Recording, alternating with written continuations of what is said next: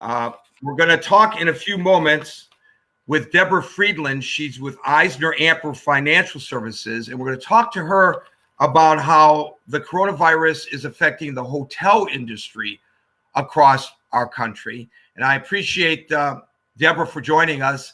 I know there's a technological challenge to doing all of this, and both you and our first guest had a couple problems, but we got here on time, and that's all that matters. My first guest is my good friend, Harvey Wasserman. Now, Harvey is the guy who, along with another author, broke the story in 2004 about the election improprieties in Ohio that may have affected the outcome of the presidential election. And since then, Harvey has been an advocate for safe elections. Make sure that your vote actually counts. And with the coronavirus, there's a concern about, we already see primaries being put off. What about the general election? How might it affect the general election? And I thought it would be cool to bring Harvey in with us to discuss exactly that. So we'll start with Harvey Wasserman. Harvey Wasserman, thanks for joining us here on Facebook and on Pal Talk. It's amazing to be with you, Gary. What a wonderful, and now we don't have to go to offices anymore. No, we don't. Everything virtually. I don't have to go to the studio. No, you don't have to come into the studio at all. No, not at all. So you are concerned that we may not be geared up for the presidential election this year because of coronavirus. Well, you can't do it. I mean, in 2018, people in this country voted at 117,000 different locations. That's not going to happen again. You had about 140 million people, 138 million people showing up at 117,000 voting locations. Clearly, that's not possible. So the Congress has just voted as part of the stimulus package to have $400 million for mail-in ballots, which is definitely an improvement. There's a lot goes on at the local precincts with voting machines, lost ballots, all this other stuff that we're going to probably get around with vote by mail. It's a big deal, and I'm very much in favor of it. But there are complications, and the complications are, if you mail out ballots, people can steal them. They could get lost coming back. People tend to, gatherers go around who are corrupt, and they say, well, you got your ballot here, I can save you a stamp, I'll take it. Things like that. We also have a question, where are the ballots going to go? Now, what we're advocating, and I put out a plan with an activist named Joel Siegel. It's at freepress.org, and I had an article about this at truthout.org. And the Siegel plan basically calls that we should have, every county should have a voting center or more than one or more, that you can bring your ballot to, so that you don't have to worry about mailing it in. Now, that's what I did. I voted in Los Angeles in the primary. I got my ballot in the mail, I filled it out, and I took it to a school on Sunday before the Tuesday of the election. There was nobody, well, there were, a couple of people there. The voting people were glad to see me. There was nothing going on. I signed the ballot, I put it in a bin, everything was great. That's how it should be. So in other words, you could do a paper absentee ballot. You could still take it if you're able to. I guess people who are not able to, because we may still have this shut-in situation. Yes. You don't know. It may drop, and then it might peak again in the fall. They're now saying. So it will. Well, people can I guess mail you would them. have to. You could put a stamp on it, or it should be a self mailer, right? You get the ballot in the mail. I had mine on my desk for like 3 weeks. I finally figured out who I wanted to vote for. I marked it up. I put it in an envelope. Now, I could have just stuck it in the mailbox and had the postman pick it up, but I wanted to walk it in. So there's so you have the option of either or. But the point is, if it's impossible for people to line up at the voting booth on election day, they could still vote if they vote absentee. Well, that's the point. They'll get their ballot. They'll have their ballot. So they don't have to stand in line. All they can do is fill out the ballot, seal the envelope, And drop it off. take it in and drop it off. It's a Right. huge advantage. Now the Right. estimate is that we really need about $2 billion, and the Congress only voted 400 million to do this. But it's still an improvement. But isn't it up to the individual states to do this, Harvey, not the Yes. federal government? States. The federal government should fund the whole thing, but the states are going to do it, and the state legislatures will have to make up the shortfall. But the reality is it's much better. And Donald Trump, a couple of days ago, actually worried aloud that if everybody can vote, the Republicans will never win another election. So we're very happy about this. And of course, the election... Because you're not a particular fan of Donald Trump. Well, but it's also democratic. I mean, everybody gets a ballot. You don't have to go stand in line. If people are standing in line 3, 4, 5 hours, that's not democracy. They're being deprived of their vote. And then we know it happens in the inner cities and on the campuses. I mean, there was in 2004 at Kenyon College, where the actor Paul Newman went, by the way, they waited 12 hours to vote. It's outrageous. Who can do that? Well, students were able to do it.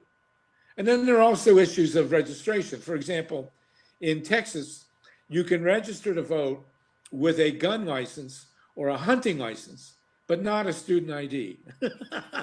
I mean, come on. So, there are all these discrepancies that need to be dealt with. But this is a major improvement. Is a paper ballot a safer way of voting than electronically or? Absolutely. Because what you can do, there is a combination. You mail in the paper ballot, and then they can be scanned into a digital image machine, and then counted very quickly, within a half hour or less after the polls close. Now, there are people, and then you preserve the paper ballot. So you can get an electronic tally, and then you can do a recount with the actual ballots. That's the ideal.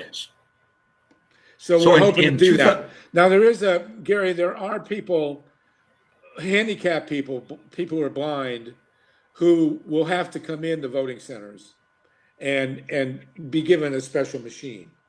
That needs to be available in every county of the United States. There are about 3,000 or 4,000 counties in the United States. And so every county needs to have a voting center where if you're blind or otherwise handicapped, or if your registration, if you think that you're registered and you don't get an absentee ballot, there needs to be a place where you can go to challenge this. And that's the voting centers that we're proposing. Right. So every county has a voting center. If you get your ballot in the mail, you can bring the ballot into the voting center. That's fine, or you can mail it. If you think you're registered and you don't get your ballot, you can go to the voting center and see what's going on. So our Pal Talk audience, we have a question from Chicky, and he asks, they use nicknames over there at Pal Talk. What happens, Gary, if someone votes for someone and then they drop out and you've already voted, then the vote is wasted? They're talked about that here in California. Well, when Buttigieg and Klobuchar dropped out, in between, some people were able somehow to go in and change their ballot. And I don't know who's going to. What we want to do is we want the ballots mailed on October 1st, which is a Friday, and then the voting centers will open October 13th, which is a Monday. And then, or 11th or 12th, I can't remember which. And then, so in that gap, things can happen. And most people will hold their ballots probably until the Sunday before the Tuesday of the election. And then, but that should get rid of almost all the lines. And you got involved in all of this in the presidential election of 2004. Where you found in Ohio that there were some discrepancies, not in the voting, but in the vote count. Can you just all through? Discrepancy is a polite word, Gary. They manipulated the chairman of the committee to reelect Bush Cheney in Ohio 2004 Right. also happened to be the Secretary of State who was running the election. Nobody seemed to see a conflict of interest in this. And Karl Rove personally came to Ohio the day of the election with Bush. I mean, I wrote a digest of what they did in Ohio 2004. And I had to get up and throw stuff. I mean, it was just unbelievable what they did. And John Kerry was the rightful winner in Ohio 2004. We briefed him on everything they did, and he didn't do a thing. He decided not to challenge it, I guess, for the good of the nation. And I will tell your listeners, in a nonpartisan way, that Hillary Clinton not only won the election in the popular vote in 2018, if she had gone in to Pennsylvania, Michigan, and Wisconsin and demanded recounts in those 3 states, Donald Trump would not be president. Well, you presume that. You presume that, but I will tell you, when she went into West Virginia and started talking about coal mining, okay, West Virginia doesn't have a lot of electoral votes, but Pennsylvania certainly does, and Pennsylvania is a coal mining state as well. And I think she just shot herself in the foot when she did that. Well, she also very graciously referred to us all as deplorables. That got her a lot of votes. No, she was a horrible candidate. Terrible candidate. She campaigned like Marie Antoinette, but she still won the election. And you know, well, she did win the popular vote. There's no question about that. Right. But in the Ohio situation, I recall, and you recall better than I, that there were certain county elections officials who were busily destroying the tapes, or however they kept it for the audits, so there could not be an audit of the ballot. If we have a paper ballot that's then scanned and then supposedly preserved, how do we ensure that that doesn't happen to the paper ballots, that they don't end up in a big bonfire?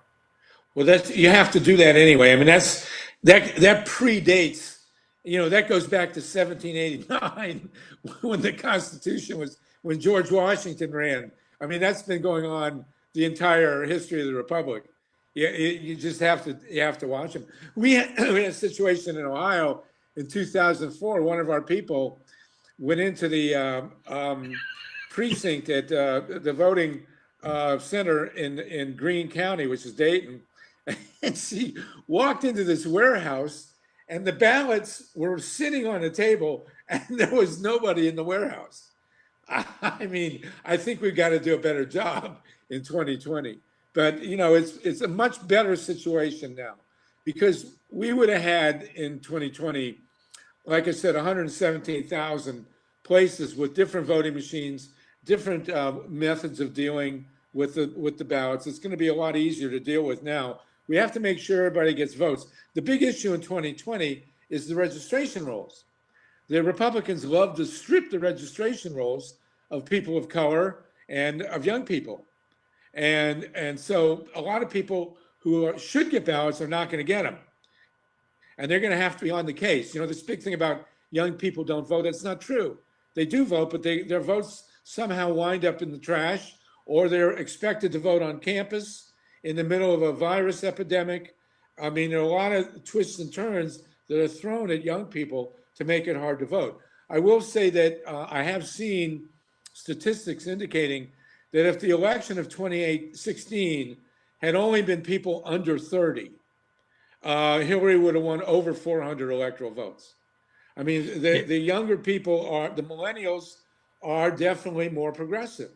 A lot of it having to do with Bernie Sanders. They're a liberal college professor, you know. Well, we're going to see whether the millennials and those younger turn out to vote this time, if in fact Bernie Sanders is not the Democratic candidate, which I presume he will not be, because, you know, they did not show up and did not vote for Hillary Clinton, and that's certain. They did. A lot of them were prevented from voting, and it was made very systematically in the red states, or the states that turned out to be red, or the purple states. It was made difficult. Wherever you had a Republican governor or a Republican Secretary of State, it was much more difficult for young people to vote.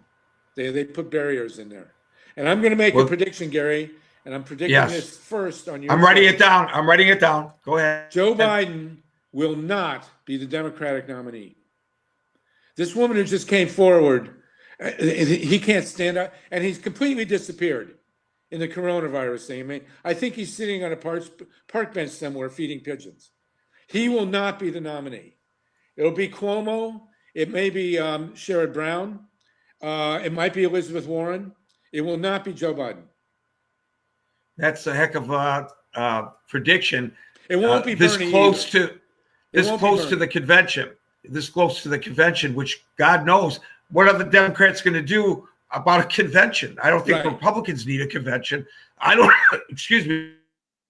I don't know what the Democrats are going to do about a convention. Harvey Wasserman, thanks for joining us. It's always a pleasure. Well, next time, Gary, let's talk about people's spiral of U.S. history, because this fits right in. I've just written a new history book. Okay, we'll do that. I'm having to black out the section on Trump. I got to rewrite it, but otherwise we're very current.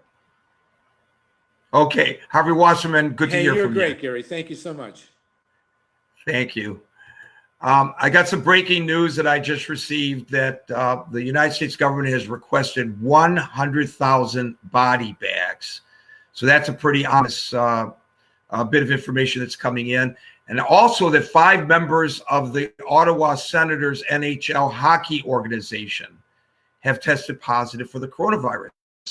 And that puts to rest the belief that only people my age and Harvey's age have to be concerned about the coronavirus. There are more and more cases of younger people getting it, and we should not just presume if we are young that it's okay to go out there and party on the beaches and then come home and infect other people. It's very, very interesting. In my opinion, I'm not a medical expert, but I'm just reporting, what I have learned through my reporting to you. But I was glad to have Harvey join us. We now have a second guest. Deborah Friedland is with Eisner and Amper Financial Services, and she is the hostess with the mostest there. She knows all about the hospitality industry. And I'm really about, Deborah, what's going on with the hotel industry, because nobody's going to the hotels today. Are they going to be able to survive? And thanks for joining us both on Facebook and on paltalk.com. Thanks, Gary. Thank you for having me. I have to say, I honestly can't believe I'm saying this. It's actually really different this time. I've seen a lot of cycles. I've been in the hotel business since the S&L crisis, and this time it's very bad. And the reason it's so bad is that it's a global, it's impacting the global economy, and hotels have been hit the hardest and the quickest. So we're seeing unprecedented declines in occupancies. We're seeing empty hotels. I'm overseeing the closure of 3 properties right now. So it's a battlefield. So some of these hotels are getting repurposed, right, to house people, homeless people, or for use as hospitals? Yes. Yes. Although many of the hotels who are large brand hotels or group-oriented houses are not as open to doing that, but just because there's, if you house coronavirus patients, there might be a stigma. A backlash, right? Yeah, absolutely. Right. So it's out there and it's being considered, but it's not taking. It seems that closure is, for many of these larger properties, seems to be the way to go for right now. So closure for the moment, but what about in the long term is my real concern. Right. So that's the question, right? What's to happen? And history is you look back on history to see what the future brings. And if you look at the recession in 2007 and 2008, financial crisis, you saw occupancies drop to just below 50%, 55%. You saw jobs, the industry lost about 500,000 jobs. And it was pretty constrained. It was more of a financial collapse. there's so much uncertainty with this epidemic. The idea that there's no vaccine in sight, which could take about up to a year, has just caused such chaos in the industry. So I'm wondering, Deborah, let's just look at this optimistically and say, eventually we're going to return to what we consider normal. Will our habits, is there a concern in the hotel and hospitality industry that our habits may change, that even though they say, yeah, it's okay to go out there, people will be fearful to congregate in large numbers, and that will affect the cruise industry, the hotels, the restaurants on a long-term basis, that the industry will never rebound to where it was before? So there's two thoughts, right? So one is, yes, absolutely. There'll be, people will be concerned, especially the older population, the travelers with health risks. We're also, we have to look at travel restrictions, how long they're going to take place. What's interesting is that in my industry, there was a whole shift in where the industry was going, what travelers were looking for. It was all about experience and exotic experiences and boutique properties and finding international just destinations that had been untapped before. And I believe that now people are going to be turning toward the brands. They're going to be more interested in their health concerns about sanitation, cleanliness, which are going to have significant costs for a hotel operator. So I think you're going to see this just shift back to where we were prior to Airbnb and the disruptors in my industry. So just shifting from a sharing community to more of a personalized experience and perhaps hiking in the woods versus taking a cruise. So I think we're going to see a huge shift. And what I'm predicting is, and I wish I could be more optimistic. I think it's going to take a long time for the industry to recover because what really drives occupancy, and then from occupancy drives rate, where you have pricing power and profitability, is your group demand business. And it took the last time in 2007, 2008, it took about 4 to 5 years for group demand to return. I think it's going to take at least that amount of time. And just the idea that there's just so much uncertainty right now in the entire world. We've come to such a global economy. We're so interconnected that I just think this is going to be magnified for the industry. Well, I was hoping not to hear such a pessimistic outlook, but I appreciate your candor, and I hope for the best for you and for your industry, so that we could go and enjoy life as we used to. Deborah Friedland from Eisner Amper Financial Services. Thanks for joining me today on Facebook and on paltalk.com. Thank you. So I just want to say before closing that tomorrow at 5 o'clock New York time, I will be chatting with Reuven Kahana. He is a rabbi. I want to talk to him about these houses of worship that defy the orders to not congregate. And I know from a discussion yesterday in the Paltalk Global Newsroom on paltalk.com that there were a lot of people of faith. There was a very vibrant discussion about this who say, I have the right to go to my church. There are other people of faith who say, no, you don't, not when there's a public health crisis. This rabbi will give us his take on it, Rabbi Reuven Kahana. And if the name Kahana means anything to any of you, yes, he is related to Meir Kahana, the former member of the Israeli Knesset and the organizer of the Jewish Defense League. So just like his uncle, deceased uncle, he's very outspoken. He's going to be a great interview. Now, we're going to continue this conversation now. We're going to close it off on Facebook, but I'm going to jump over to Pal Talk and join the conversation there. So those of you on Facebook, go to paltalk.com. It's a free download. And go to the Pal Talk Global Newsroom. I'll see you then. And until next time, peace out.